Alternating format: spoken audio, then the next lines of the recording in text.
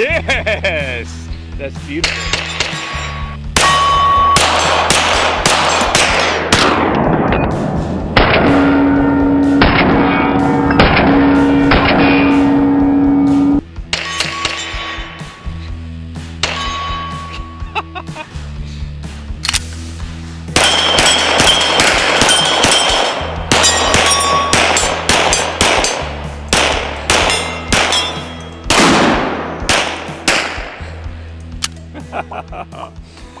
Alright guys, today we have the Canik Rival S. We also have the polymer Rival version, so we're going to compare them hand in hand, and I'll tell you what I like, and then you can see what you like. This video is made possible by our sponsor over at We The People Holsters. Go check them out. Use promo code TOPSHOT25 for 25% off your whole order. Inside the waistband, outside the waistband, Kydex, and you can choose ones like I did. This is their handcrafted leather holster.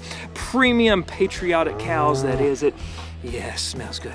And of course, no gun rig is complete without a good sturdy belt, so you can check out their synthetic ones, or this is their leather with a scuba nylon on the inside, kind of neat. And while you're there, get the jerky. This is bacon jerky. Nothing's more American than that. Remember, TOPSHOT25 for 25% off. Now let's get to shooting.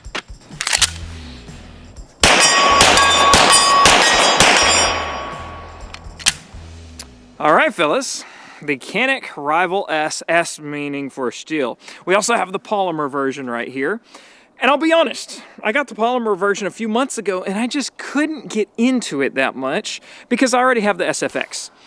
We have a video in the past on the SFX and the SFT.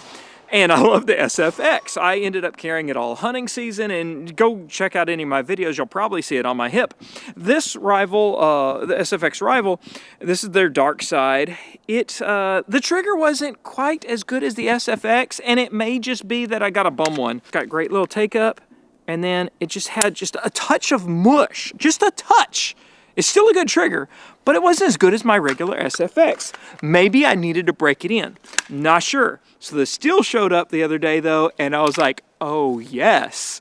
Because what I always rave about the Caniks is the amazing trigger. It has this 90-degree aluminum trigger, and we'll just go ahead and get right into it. Okay, there's our safety, there's our take-up, and then there's the brake. And there's no creep, and it's like it should be. So maybe I just got a bum one with that dark side Rival, but this one was great. And at first I just kept just caressing it, honestly, because that chrome steel is just so smooth and sleek compared to what we're always used to with some other guns. It was just machined and finished and polished so well.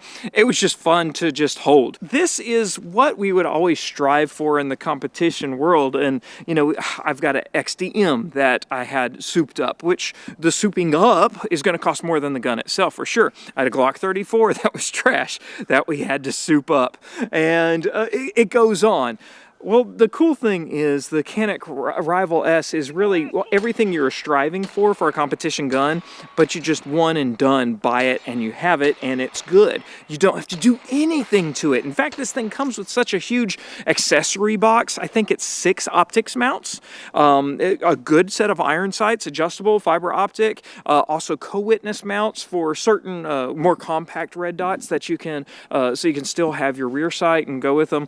And you can see my little charging handle there. That's an option that goes onto the optic mount itself. I like it because I end up grabbing my optic just because it's there and it's easy to grab, coming in over 40 ounces. So here's the deal though. If I had to choose between them both, just on the draw, I'm like, oh, this is so much lighter. If I was doing kind of a multi-purpose, like home defense, some tactical classes, and some competition on the side, I might still go with the polymer. But boy, just for range day fun, and if you're going pure competition, you're going to want the steel because of that extra weight. It makes it a smooth shooter. And when you're talking a 40-ounce pistol with just a 9mm, light and slide and all that, it's nice and it's fun. You got all the regular Canik things. You know, the first thing I did was put on their magwell funnel just because I like it, and it makes it nice and easy to go home. But here's something else. So if we can show inside, I'm not sure. I may have to open the slide. Maybe that'll help. What I noticed was you have all these lightened cuts inside the frame itself, but that also makes it, as well as the polished steel, stupid fast to slide a mag in with no drag at all. We've got a primary arms, just basic optic on here is a 3 MOA. You have your lightened cuts, some very aggressive grooves for charging, a fluted, as I guess, a barrel there, and then on both sides, the pistol is very ambidextrous. You've got these bolted on. See, it's not a takedown lever. Your takedown lever's here, and of course your slide stop, but this little panel is just kind of a race gun grip for that thumbs forward. You can just grab it and grip it, and it just runs. So that's enough talking about it. Let's run it.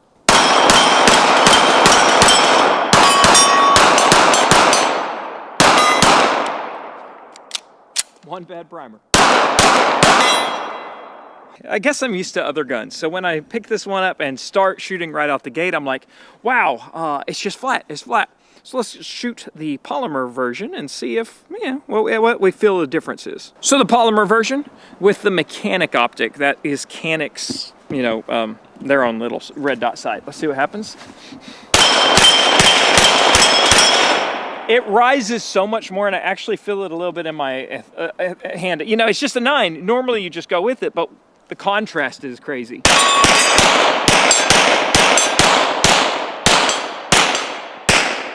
I mean, it works and it's still decent, but man, the steel one, and I wasn't all about the hype. Walther came out with their Q5, whatever steel, and I'm like, cool, it's metal and it's heavy.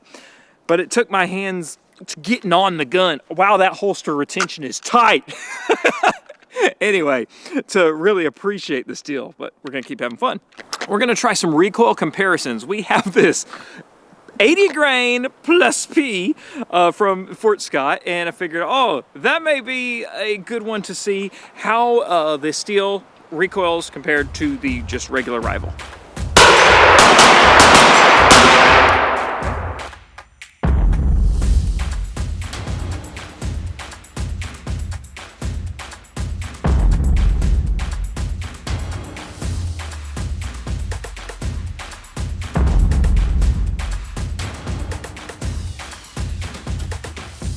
Being a solid copper CNC lathe bullet, it's got to be accurate. So we're at 15 yards. We have that made target silhouette right there. Let's just put 5 on and see what we're doing. We're just gonna, we never do this real slow stuff.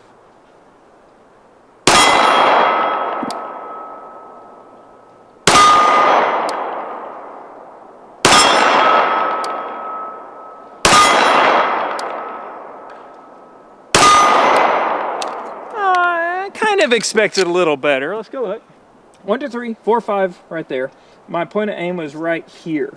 So we got a little bit of creep to the right, but it works.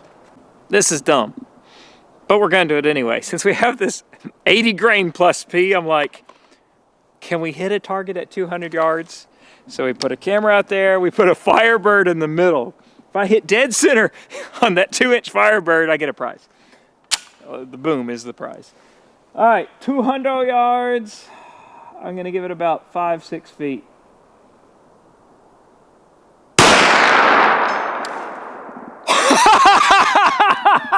5-6 feet was the right call. All right, going again. Come on, I want a boom. Oh, I got it again. That's 200 yards.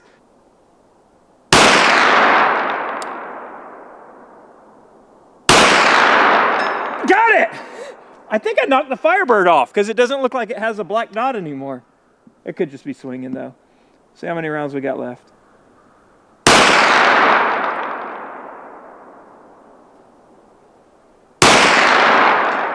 Yes! That is cool. Okay, and yes, the rig, this is the Kopfjager Reaper rail. Of course, it's usually made for rifles, but if it's got a rail on it, why not? Let's go see our group. I was so close. So I think that was the second hit. You can see I damaged the Firebird target right on the edge, and it didn't didn't blow it. If those had been lead bullets, it probably would have fragged. But these copper bullets stay together so much. Anyway, we got 4 rounds on target. If I emptied that mag, I think I had 12 in it. So, yeah, it's 200 yards, but we got some.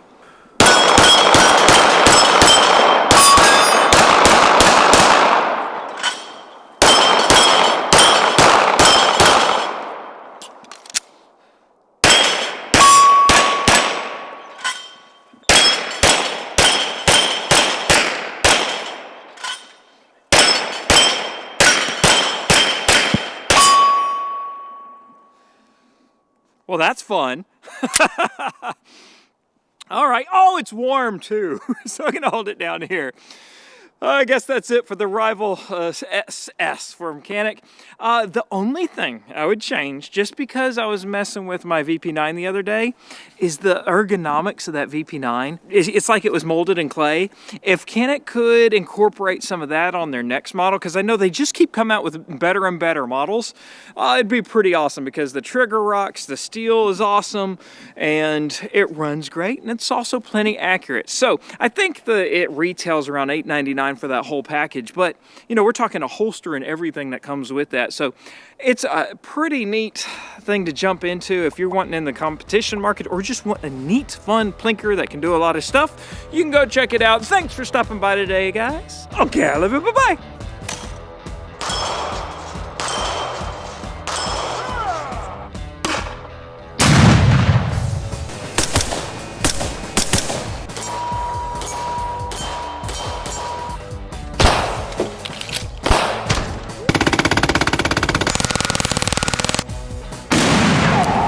Did you see that? I came in like a wrecking ball.